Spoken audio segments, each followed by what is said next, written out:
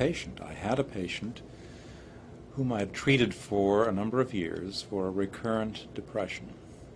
She came into the hospital in what we call a manic state. That is, she was very, very speeded up, euphoric, on top of the world. I'd never seen her manic before, never looked upon her as bipolar. And within a day or two of her admission to the hospital, she had a sudden grand mal seizure, epileptic-like seizure. This is in a woman who had no history of seizure disorder.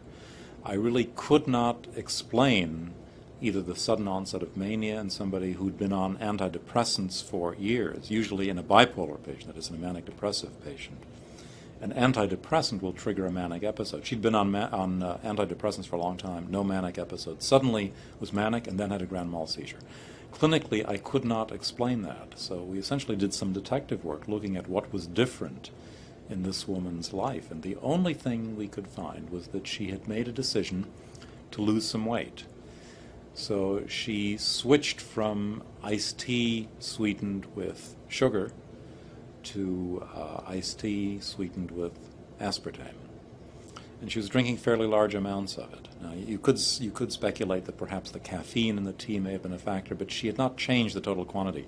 She'd had this amount of iced tea for many years without manic episodes, without grand mal seizures.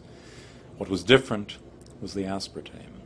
So I started looking at that, and it made sense that aspartame would lower the seizure threshold. That is, what we knew about the chemistry of aspartame at that point in time did point to the possibility that aspartame could, one, trigger a manic episode, and two, could lower the seizure threshold sufficiently for her to have a grand mal seizure. And that was the beginning.